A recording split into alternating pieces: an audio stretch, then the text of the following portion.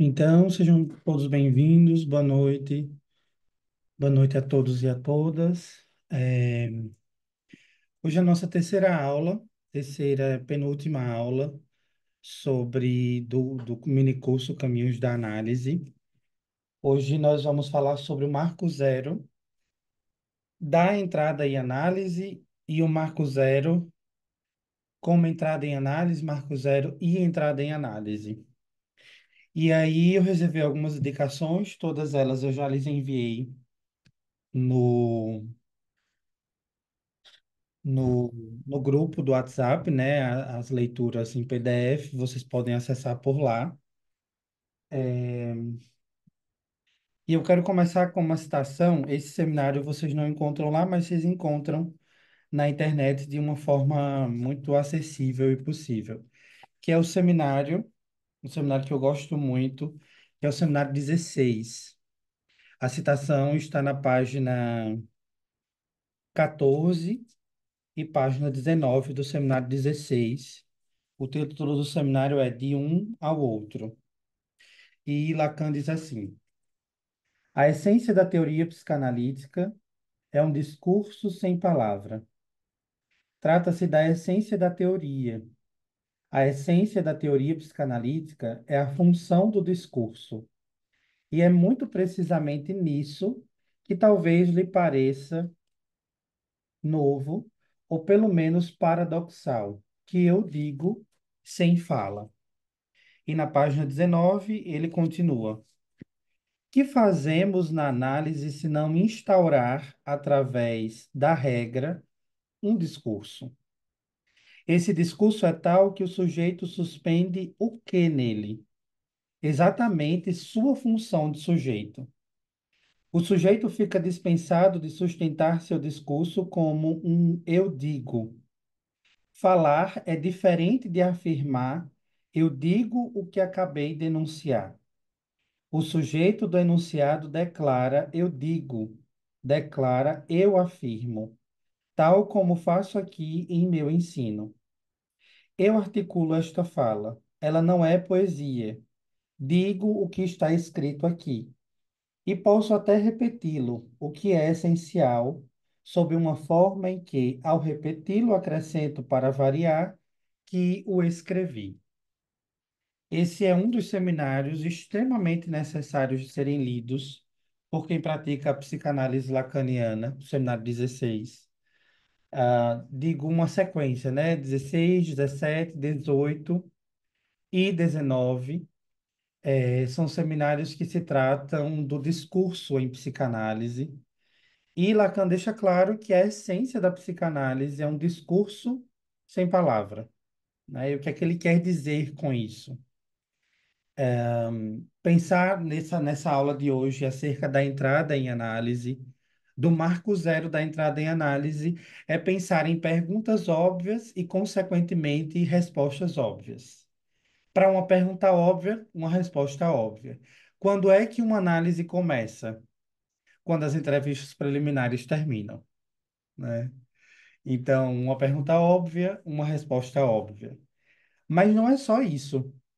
Nós já temos construído isso desde o início do minicurso, que a entrada em análise, na verdade, não é marcada necessariamente pelo fim das entrevistas preliminares. E que necessariamente uma entrevista preliminar, ela não está em jogo nela a ideia de uma temporalidade, no sentido de as 10 primeiras sessões são as entrevistas preliminares, depois disso a análise ela acontece. E aí eu pensei em construir com vocês, mais uma vez, de novo, ainda, Ancor, é, a questão do grafo do desejo para pensar numa ideia da entrada em análise. Certamente a gente já tem construído isso aqui ao longo dos dias. Eu vou abrir o quadro, peço que vocês deixem o mouse ao lado para não passar por cima aqui do quadro e riscar e tirar de órbita quem está acompanhando. Então vocês deixam o quadro estabilizado, o mouse estabilizado, não mexe, que aí dá para todo mundo ver. Acredito que todos já saibam, né, acerca do grafo do desejo. No primeiro andar, Lacan constrói a história clínica do sujeito, né? Esse arco diz respeito à articulação da constituição do sujeito na linguagem. Então, aqui é esbarrado, né? Toda aquela construção, o A maiúsculo como grande outro, S de A como significante do outro. Toda a história clínica construída pelo Lacan nesse primeiro andar do grafo do desejo. Mas não é no primeiro patamar do grafo que eu quero me deter nesse encontro de hoje, mas sim no segundo andar do grafo do desejo. Mais uma vez, relembrando, para quem não tomou nota ainda, o grafo do desejo é construído entre o seminário 5, o seminário 6 e o texto Subversão do Sujeito, que está nos escritos do Lacan. Para quem não conhece ainda, eu queria lhes indicar um livro para quem quer estudar o grafo do desejo. O Alfredo Endelstein tem um livro publicado pela editora Toro que se chama O Grafo do Desejo. É um curso que ele ministra apenas sobre o grafo.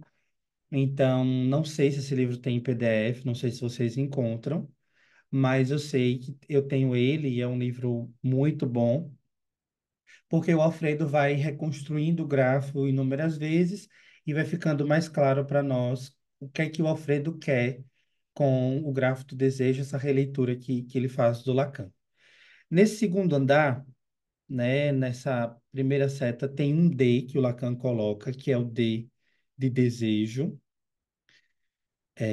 E aqui, no segundo patamar, nós temos a famosa pergunta, que é o que voio, grafo do desejo, o grafo do desejo, Priscila, pela editora Toro. Aqui tem a famosa pergunta, que a pergunta em italiano, que é o que voglio, que significa em português o que queres. E é nesse segundo patamar do grafo que nós vamos pensar a ideia do marco zero da entrada em análise nessa terceira aula do minicurso. O que queres? Nós temos uma certa tendência a acreditar que essa pergunta ela é feita pelo analista ao analisante. O que voglio, o que queres? Nós tendemos a acreditar que essa é uma pergunta feita pelo analista. Contudo, essa não é uma pergunta que é feita pelo analista. Essa não é uma pergunta que deve ser feita pelo analista. Algumas perguntas em análise não devem ser feitas. E aí eu vou chegar melhor nessa explicação. Porque se você pergunta a um obsessivo o que ele quer, ele racionaliza. Se você pergunta a uma histérica o que ela quer, ela vai dizer, ela vai responder no registro do que ela supõe que você queira escutar. Então, essa não é uma pergunta feita pelo analista ao analisante. Essa é uma pergunta que é feita pelo próprio analisante a ele mesmo. E aqui está a dificuldade da operação analítica. As entrevistas preliminares, né, como nós já trabalhamos na semana passada, na semana retrasada, semana passada a gente falou sobre o divã, as entrevistas preliminares em psicanálise, elas servem como um balizador, um avaliador, em que o analisante se propõe a se candidata a um trabalho de análise e o analista se propõe a acolher esse sujeito, essa pessoa que chega na clínica, com o pedido de uma análise. Alguns chegam dizendo, eu quero fazer análise, outros chegam dizendo, quero fazer terapia, outros chegam dizendo, quero falar, né? E aí eu já aproveito para fazer uma referência direta a uma coisa que diz a Colette Solé. Esse livro aqui está com vocês também no grupo, né? A Querela dos Diagnósticos. Esse é um livro que eu já recomendei bastante para quem estuda comigo. E na página 24, no primeiro capítulo, a Colette diz assim: com efeito, não vendemos psicoterapia, mas aceitamos demandas terapêuticas e, portanto, tratamos de demandas terapêuticas. Nós as tratamos efetivamente para além da escuta psicoterapêutica. Podemos precisar ainda mais, dizendo que a psicanálise apresenta dois aspectos indissociáveis. Trata-se de uma exploração do inconsciente, consiste em construir e, ao construir, por meio da fala, explora os significantes, as palavras, os desejos que circulam no inconsciente. Essa é uma vertente epistêmica. Ela continua. É muito importante ressaltar que essas duas vertentes são indissociáveis. Na psicanálise, cuidamos dos sintomas por meio da exploração do inconsciente. Cuidamos, essa é a nossa diferença, formulada de maneira muito simples com relação às simples psicoterapias da escuta, do aconselhamento e do consolo. Então, nesse livro, a Colette Solé faz uma grande diferença entre a psicoterapia e a psicanálise. Numa psicoterapia, não há uma preocupação de que o sujeito ele gire no campo do discurso, ele mude o discurso, ele retifique esse discurso. A psicoterapia ela age simplesmente no campo do acolhimento, no campo do condicionamento, da psicoeducação das emoções. Enquanto a psicanálise, ela não prevê que o sujeito passe de fase, né? Não é uma nova fase do tratamento, a análise. A análise é um outro momento do mesmo tratamento, né? E isso fica muito mais claro quando, no seminário 17, Lacan constrói o modelo base para os quatro discursos, onde ele coloca no discurso do mestre, né? Ele vai montando, aí depois coloca o SDA, o S barrado, o A. Ele vai construindo, esses são os quatro elementos principais dos quatro discursos, os quatro discursos, o discurso da histérica, o discurso universitário, o discurso do mestre e o discurso analítico, eles são compostos pelos os quatro elementos, que são os mesmos dos quatro discursos, das quatro equações, contudo, de um para o outro acontece um giro, é um giro no discurso. Vou mostrar para vocês mais à frente. Então, a passagem das entrevistas preliminares para o trabalho de análise, ela diz respeito a um giro no discurso. Então, quando é que o sujeito entra em análise? Quando no discurso há um giro. E aí existe uma máxima que nós precisamos nos deparar com ela mais cedo ou mais tarde, em psicanálise lacaniana, que é, o inconsciente para Lacan só existe na análise.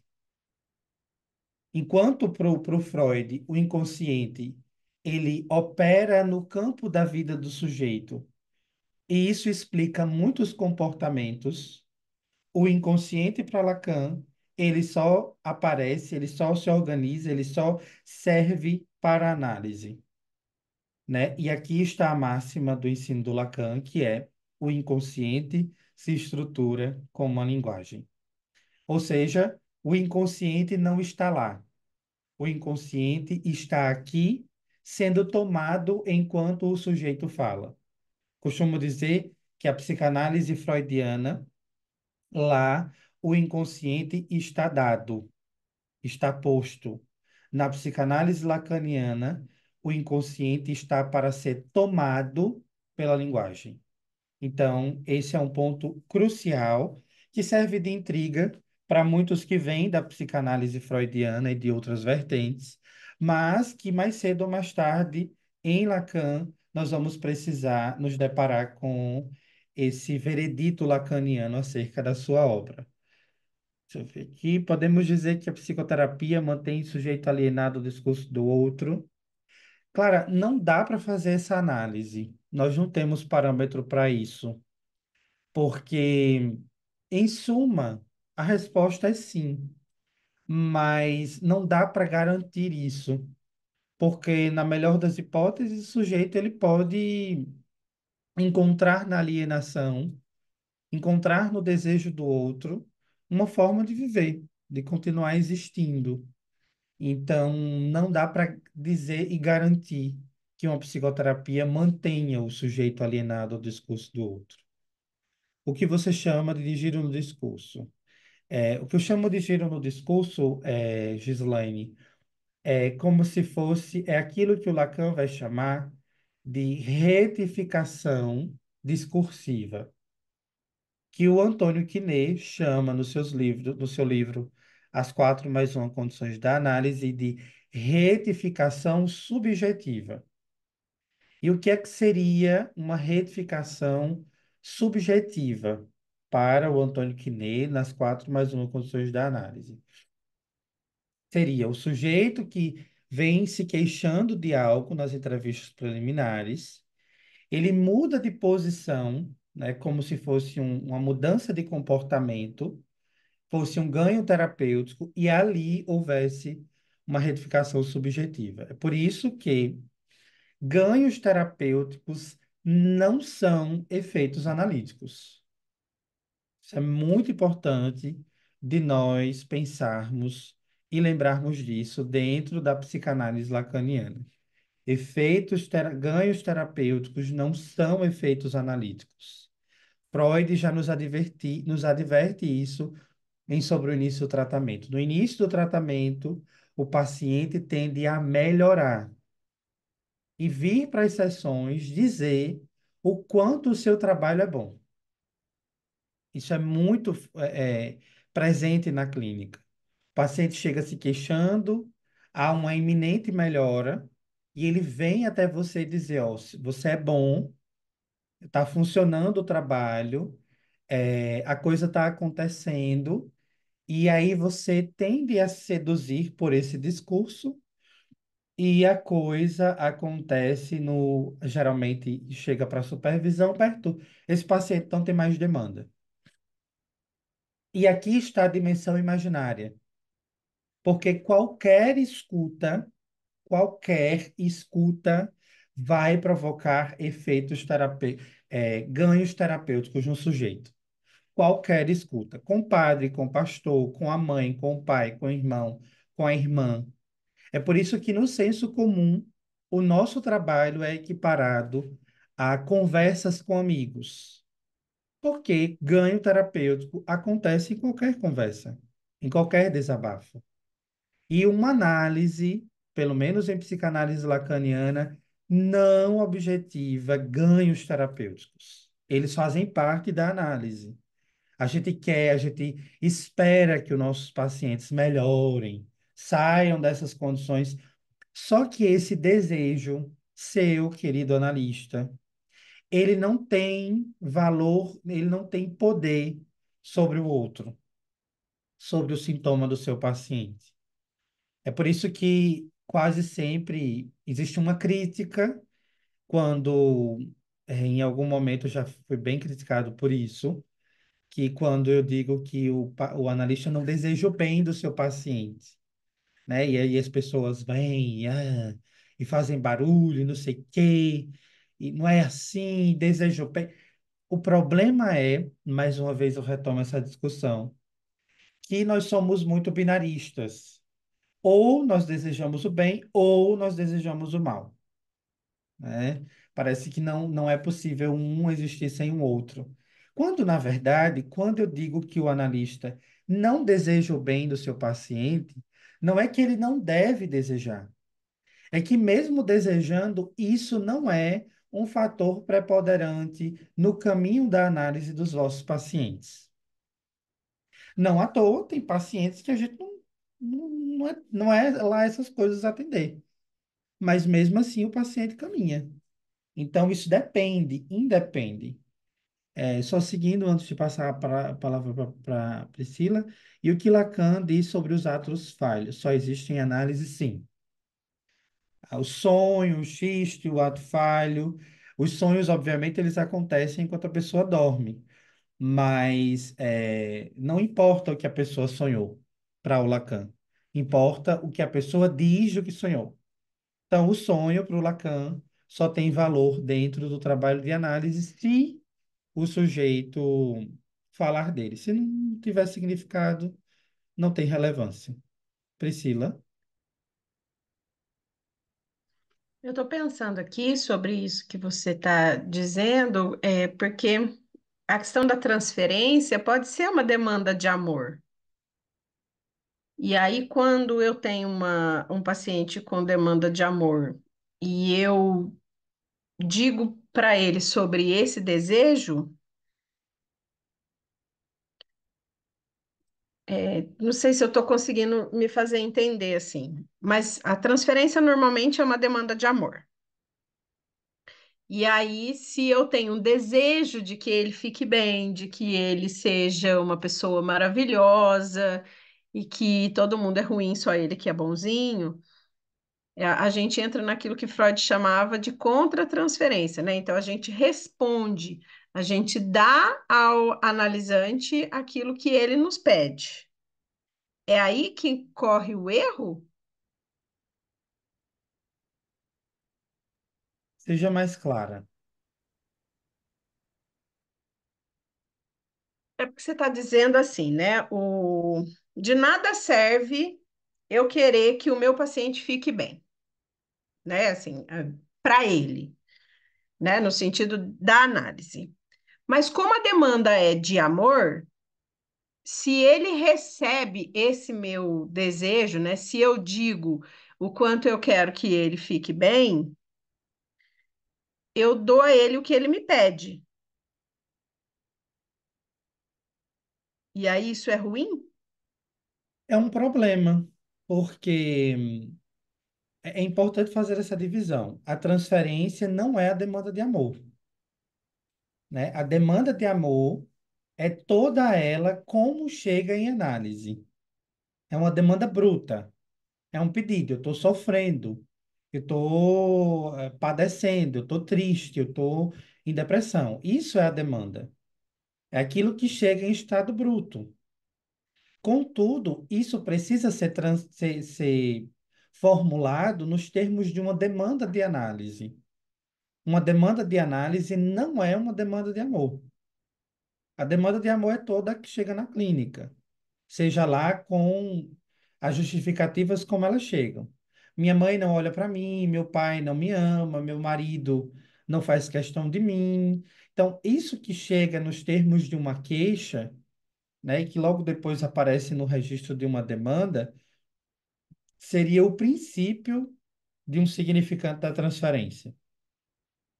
Contudo, é importante se fazer essa distinção de demanda de amor não é transferência, né? A transferência é algo que vai acontecendo ao longo do trabalho, né? Para o Lacan não existe identificação. Identificação nos termos de transferência. Transferência não é identificação, né? E a gente pode entrar no outro ponto a respeito disso. É, Em nenhuma hipótese, o analista deveria dizer ao analisante que ele queria que o analisante melhorasse, porque a gente não sabe, nós subestimamos saber que sabemos ou supomos que sabemos o que o analisante quer, ou que o analisante precisa, quando nem ele sabe o que ele quer e o que ele precisa.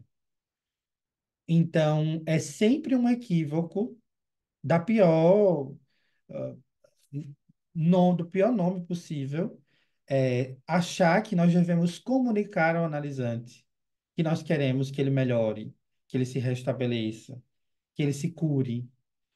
Se o analista responde a essa provocação, ali nós temos um ponto final na transferência, no princípio de transferência, né? Então, demanda de amor não é demanda de análise. A demanda de análise é sempre uma questão a respeito da vida que se leva e do próprio sintoma. Enquanto demanda de amor é aquilo que se apresenta nos termos de uma queixa, né? Então, tem uma outra distinção que eu gosto de fazer, que é a diferença de queixa, mal-estar e demanda, né? E Lacan faz uma outra distinção, que é necessidade, demanda e desejo.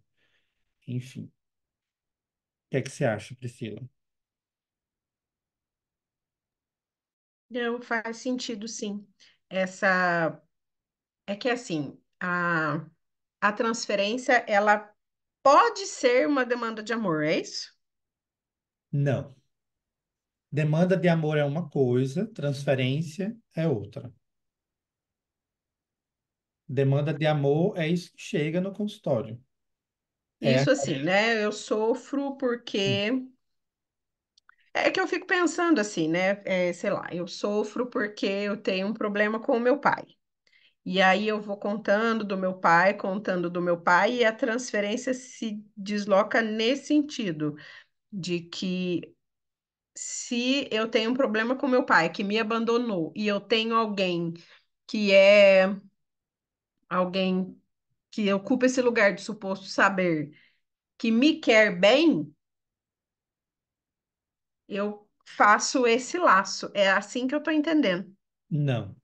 Isso seria identificação para Lacan, que seria encontrar alguém que me acolhe porque eu não tive acolhimento no passado. Isso Lacan define como identificação no seminário 9, no seminário sobre identificação. Transferência não é isso. Transferência é um endereçamento de uma suposição de saber. Eu acho que o meu analista sabe algo sobre o meu sofrimento. Por isso que eu estou aqui falando para ele. Tá, eu sinto que eu tô confundindo muitas coisas e, e acabando que tô desviando a questão da nossa aula. Eu vou estudar um pouco mais essa questão da Não, mas a gente transferência. pode ir construindo. Não se preocupe com isso, não. Tá.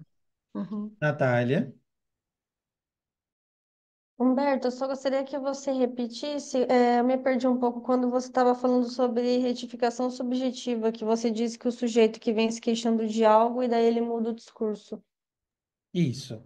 Retificação subjetiva, que aparece no livro do Antônio Quinet, seria basicamente como uma mudança de comportamento, né? A pessoa vem falando que a relação tá ruim, e aí do nada a pessoa chega e diz: Eu terminei a relação, né? Isso seria um termo de uma retificação subjetiva. Em propriamente dito, para o Lacan, seria uma retificação discursiva, que isso tem a ver com o giro no discurso, que eu vou falar melhor quando eu apresentar os quatro discursos do Lacan, mas que antecipando isso, seria: você não precisa deixar o casamento para sair do casamento. Um exemplo bem clássico seria como você sai de casa, mas a casa não sai de você. E às vezes a casa sai de você, você estando na casa. E isso seria uma retificação discursiva, que é o que nós queremos numa psicanálise lacaniana. Que o sujeito consiga alcançar essa dimensão do discurso em que ele muda de lugar estando no lugar,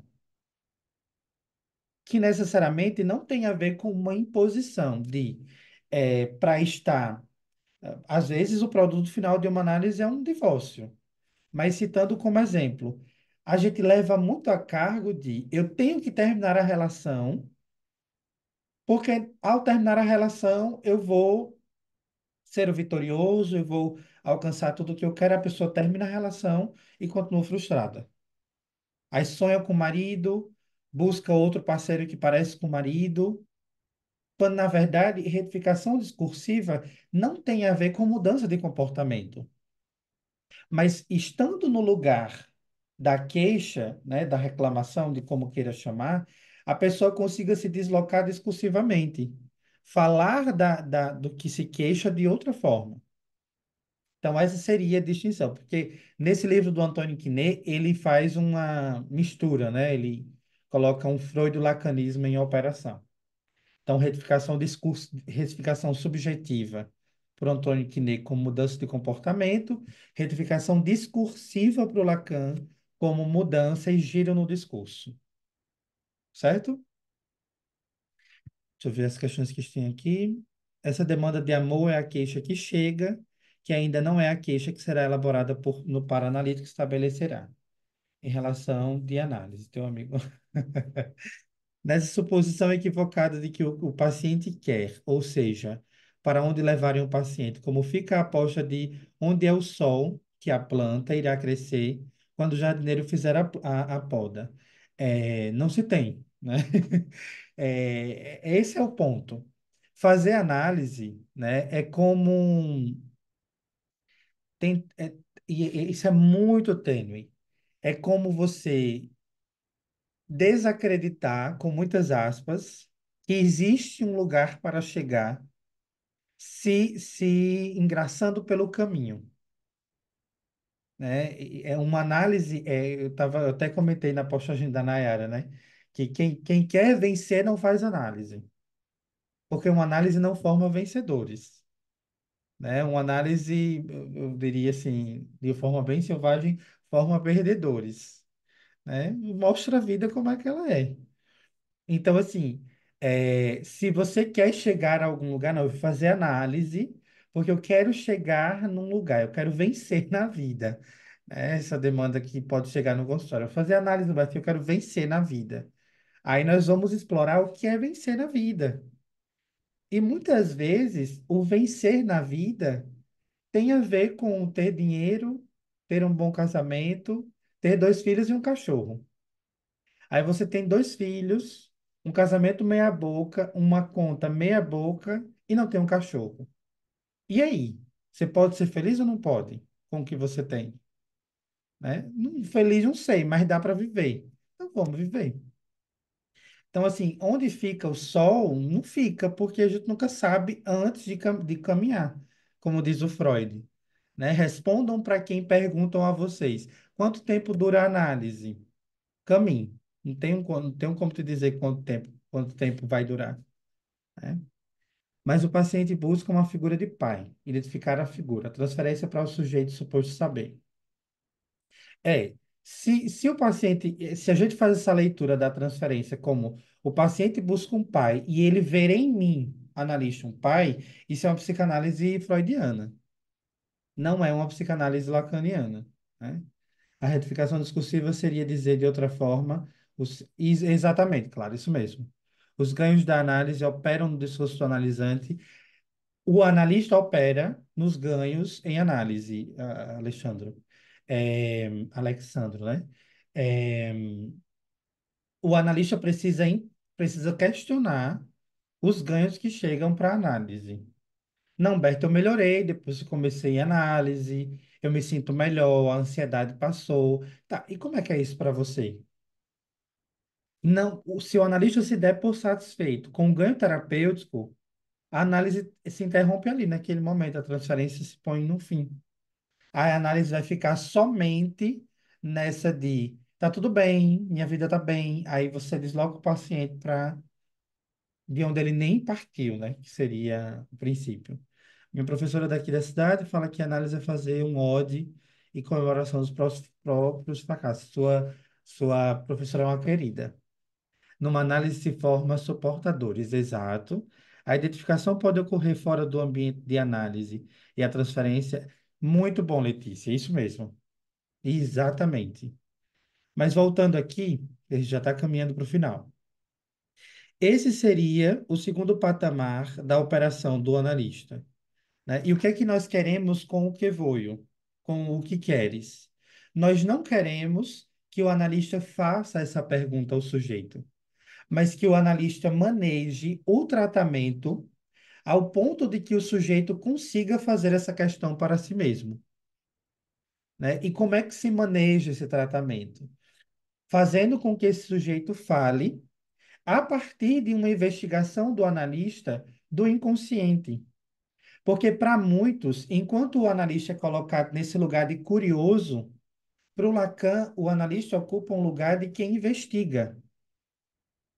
Então, não é só uma pergunta vazia, do me fala da tua mãe, me fala do teu pai, me fala do teu irmão, quem deu o nome a você, quando você nasceu, como é que era a sua casa.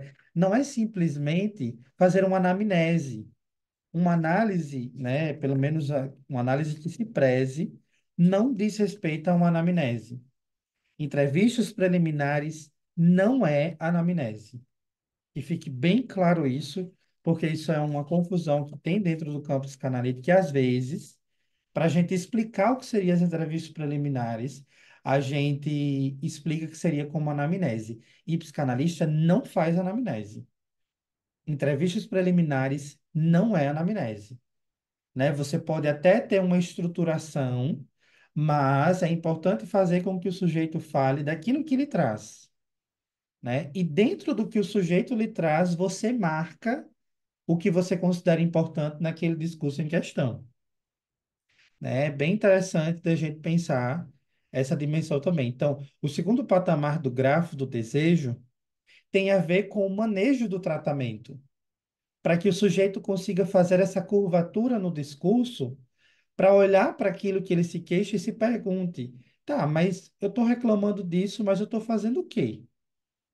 Eu estou reclamando disso, eu estou gastando dinheiro em análise, mas tá, eu estou fazendo o quê da minha vida?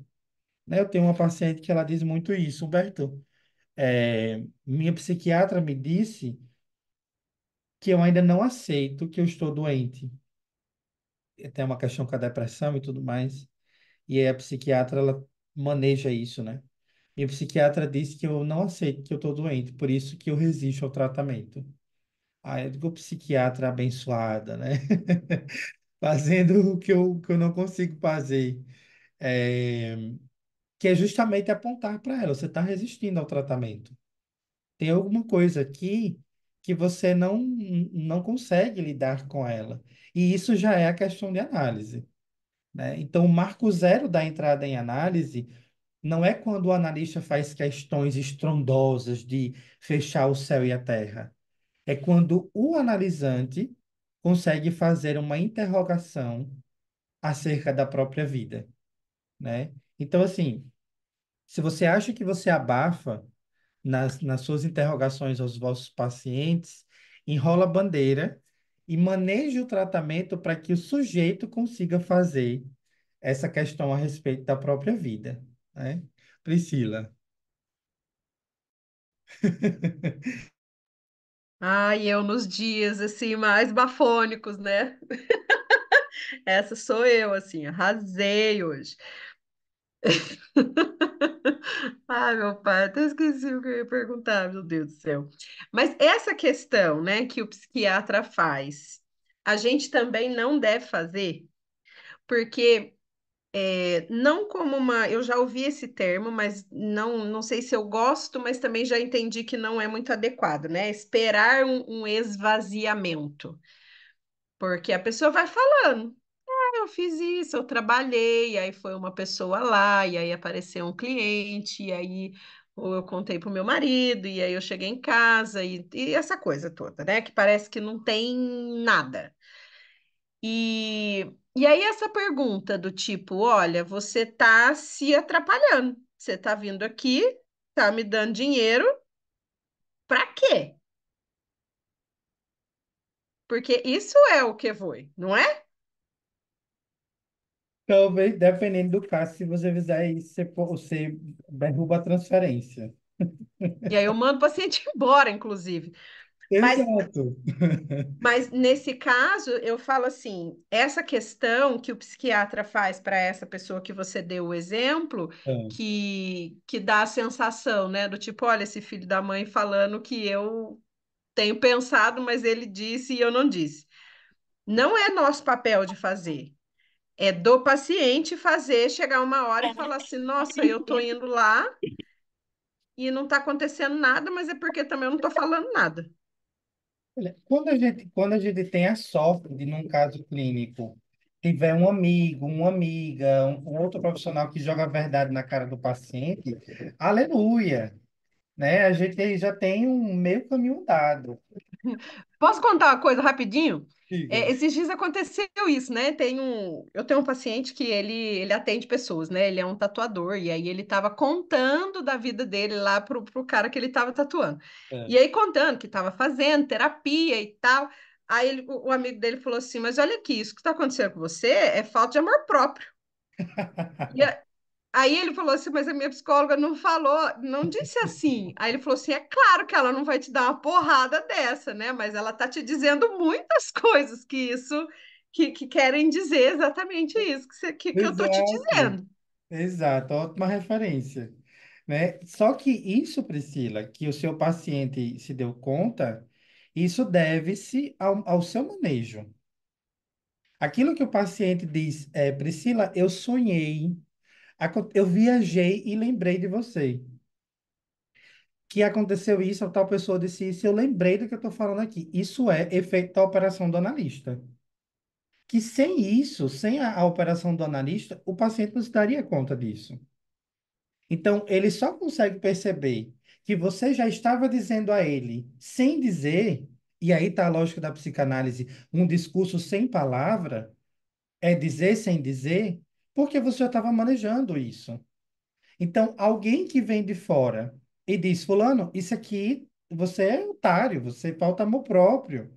Poxa, talvez a minha analista tenha pontuado isso, eu não me dei conta. Estou me dando conta agora, né? Então, isso é magnífico porque isso marca o efeito de análise, sabe? E aí sim, nós temos uma psicanálise lacaniana, que é quando o sujeito vem dizer não dos efeitos terapêuticos, do que mudou de comportamento, deixou disso, deixou daquilo. Isso é ganho terapêutico.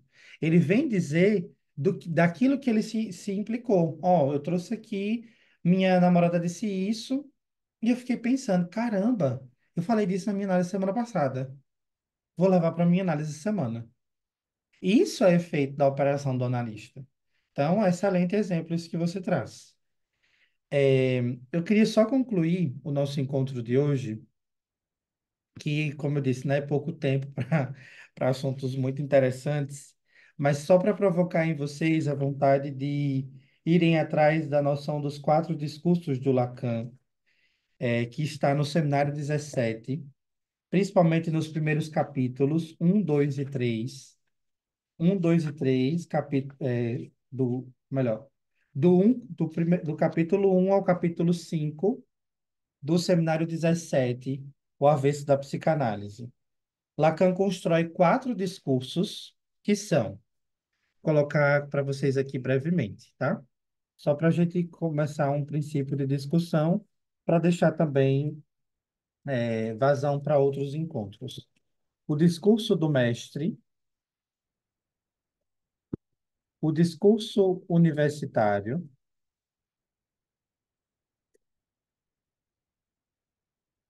o discurso da histérica, ou discurso histérico,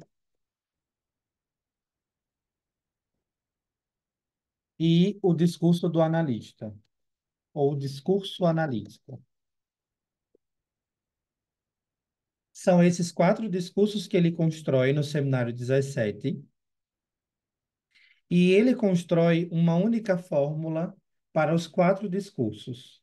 Como é que ele constrói essa fórmula de uma forma muito básica para vocês pegarem isso como chave de leitura para os estudos, para pensar a noção da entrada em análise? Ele faz uma equação, como ele costuma fazer sempre, coloca duas barras. No primeiro, ele chama isso de agente, agente enquanto operação, não agente nós. Outro,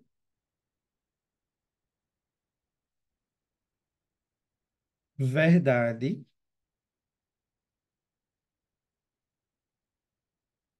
e produto. Isso aqui é a mesma equação para os quatro discursos. E aí ele usa quatro elementos. E esses quatro elementos é importante de vocês tomarem nota, para quem quiser, obviamente, é, onde ele vai representar da seguinte forma. O S1 como significando, como o mestre. Então, o S1 representa o mestre. O S2 representa o saber. O S barrado, sujeito barrado pela linguagem, mas é marcado aqui pelo discurso histérico.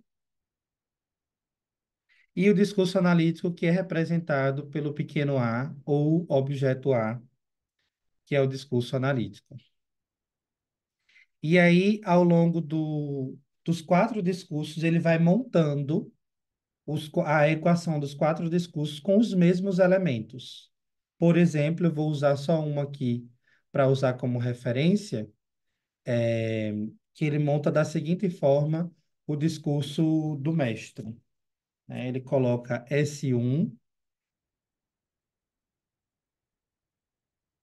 aqui ele coloca outra barra, S2, S barrado e o final. Como é que nós lemos isso? O S1 é o significante mestre, então o mestre supõe um saber sobre o sujeito barrado, só que o final do discurso do mestre é sempre um furo. Então, é assim que nós podemos ler os quatro discursos, pelo menos inicialmente, o discurso do mestre. Do S1 para o S2, do S barrado para o pequeno a. O mestre supõe um saber sobre o sujeito barrado, que, na verdade, no final das contas, o mestre não é tão completo assim. Isso vale uma articulação com a ideia do discurso da histérica, né? O que é que quer uma histérica? Um mestre. Para quê? Para desbancá-lo. A histérica só consegue desbancar um mestre porque a histérica vê o mestre pelas costas, vê o mestre pelo furo.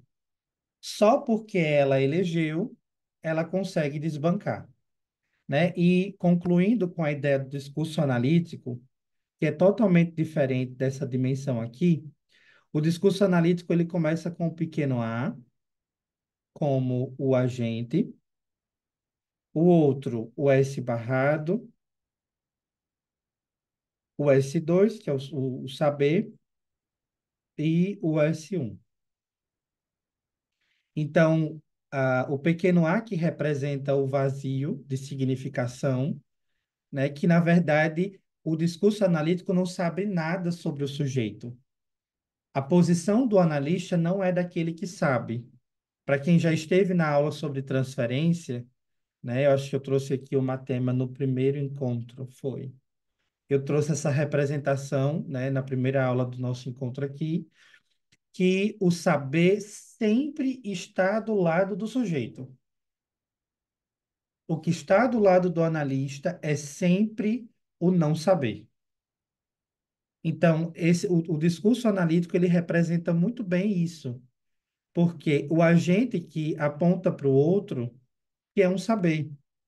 Então, o princípio do discurso analítico não é aquele que sabe, é aquele que não sabe sobre o sujeito que supõe um saber sobre o mestre, né? Por isso que o produto final da operação analítica é o discurso do mestre, porque, na verdade, se vocês perceberem, o, o, a equação do discurso do mestre é o avesso da equação do discurso analítico. É só trocar, colocar invertido, porque o avesso do discurso do mestre é o discurso analítico.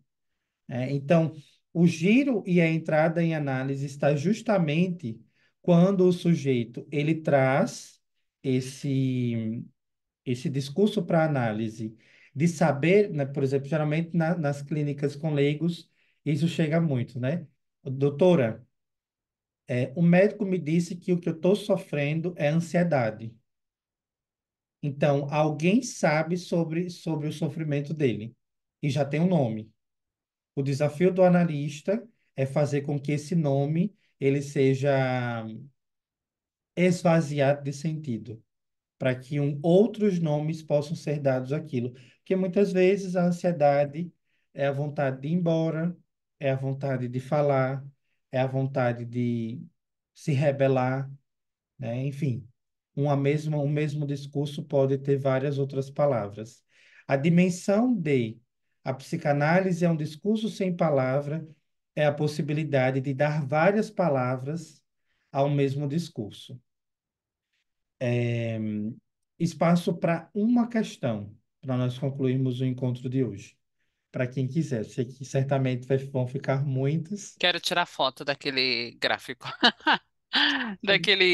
Dessa outra, nossa, pela primeira vez, vou falar bem rápido para não tomar. Eu entendi parcialmente o que que significa esse S1, S2, esse S parrado e esse Ah, Azinho. Pela Eu primeira tirei, vez. eu tirei a foto, deixa eu só ver se está completinho. veja, porque acho que não vai abrir de novo. Não vai. Apagou tudo. Pagou, deixa. Ah, Eu Franciele vou, também eu vou tirou. mandar o que eu tirei aqui, aí Ó, espero que Perfeito, esteja completo. Eu mando lá no grupo. perfeito, perfeito. eu trouxe um recorte de um caso clínico, né, para representar essa ideia do giro no discurso, que não vai dar tempo para apresentar aqui para vocês, mas eu vou mandar o recorte do caso no grupo, tá certo? E aí vocês podem fazer a leitura e ver como é que isso acontece e tirar as dúvidas por lá mesmo. Eu vou estar por lá e a gente pode ir conversando, tá bom? E aí a gente se encontra agora no nosso próximo encontro na semana que vem para concluirmos o mini curso dos caminhos da análise, tá? Então, um beijo para vocês. Até a próxima quarta. Até a próxima semana. Boa noite. Boa noite, boa noite.